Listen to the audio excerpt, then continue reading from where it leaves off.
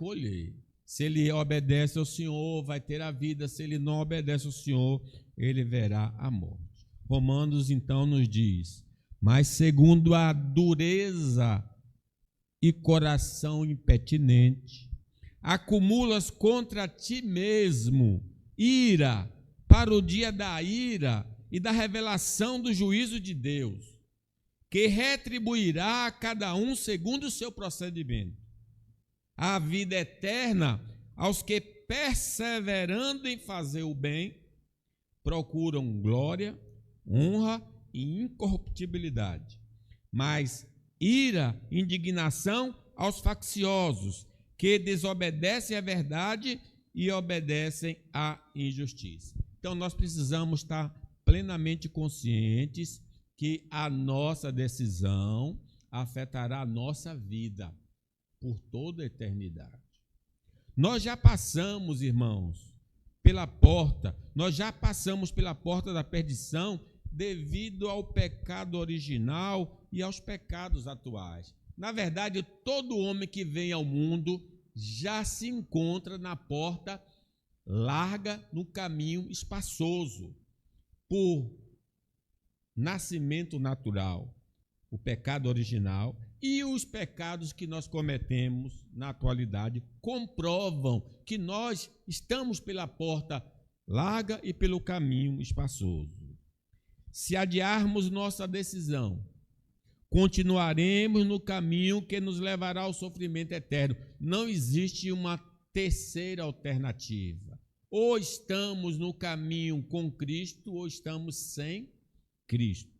Então nós precisamos tomar uma decisão, porque hoje é o dia. Hoje é o dia aceitável.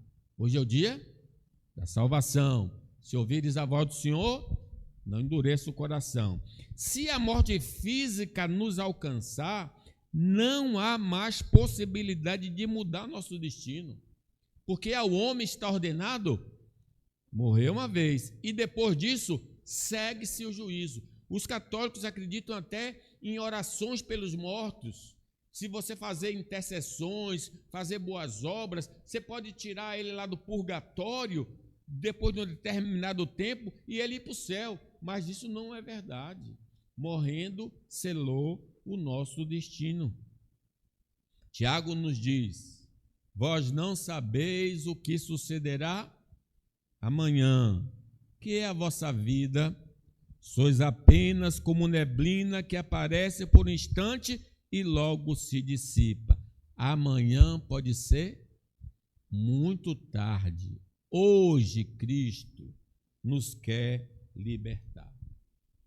A desobediência à ordem de Jesus revela nossa incredulidade. Sim, se Jesus está dizendo que devemos entrar e quem não entrar vai dar na perdição, e eu não mudo de atitude, nós não mudamos de atitude, significa que nós não acreditamos nele, não acreditamos na palavra dele, não colocamos fé na palavra dele. E foi a descrença na palavra de Deus que os levou à morte juntamente com seus futuros descendentes, no caso de Adão e Eva. Não creram em Deus, comeram do fruto, diz que por um homem entrou o pecado, pelo pecado a morte passou a todos os homens, por isso todos pecaram. A incredulidade nos leva a não dar ouvidos à palavra de Deus, como aqueles genros de Ló: saiam da cidade, porque a cidade vai ser destruída. Eles riram, eles continuaram na cidade e eles morreram por causa da incredulidade. Ao não crermos em Deus, continuamos no estado de perdição. Porém, se atendermos à voz do Senhor, passamos da morte para a vida. Ouvi, e a vossa alma viverá, diz o Senhor. Hebreus nos diz assim: e contra quem jurou que não entrariam no seu descanso, senão contra os que foram desobedientes, lá no deserto? Vemos, pois, que não puderam entrar por causa da incredulidade. porque sem fé é impossível agradar a Deus.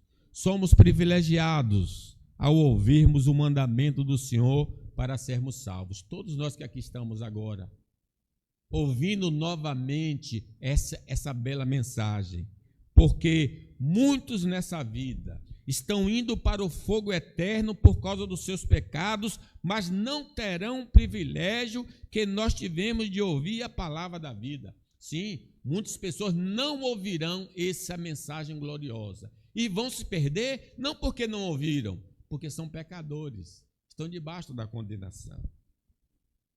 Se não acolhermos a palavra de Jesus, receberemos duro juízo.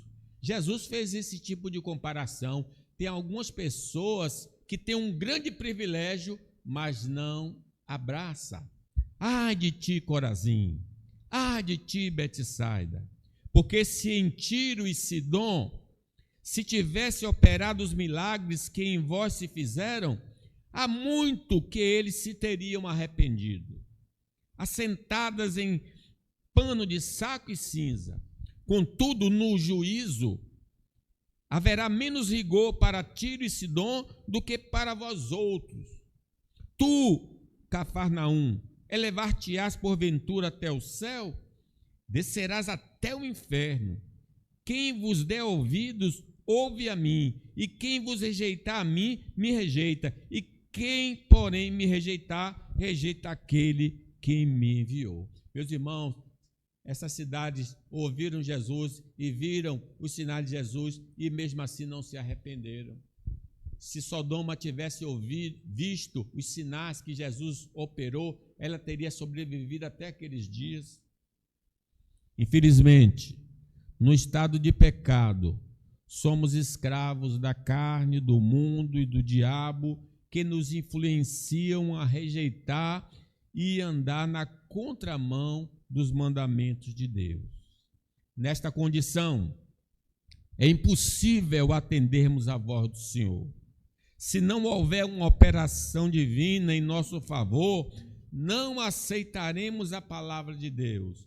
Mas graças a Deus que Ele teve misericórdia de nós e nos revelou sua grande salvação. Ninguém pode ir a Cristo se o Pai não enviar. Ele nos enviou, pegou a nossa mão e nos levou a Jesus Cristo. Isso é a graça maravilhosa do Senhor Deus, né?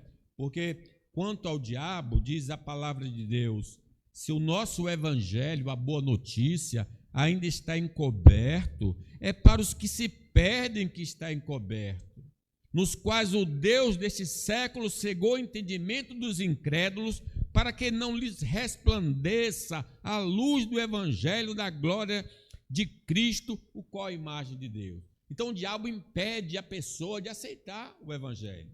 Mas por que nós aceitamos? Porque Deus que disse, das trevas resplandecerá a luz. Ele mesmo resplandeceu em nosso coração para a iluminação do conhecimento da glória de Deus na face de Cristo. Em outras palavras, Deus disse, haja luz em nós. E agora nós entendemos por graça, irmãos. A nossa incapacidade de atender ao chamado divino é devido ao nosso próprio pecado.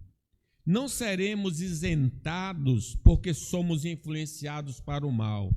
Somos responsáveis pelas nossas decisões e teremos de colher aquilo que plantamos.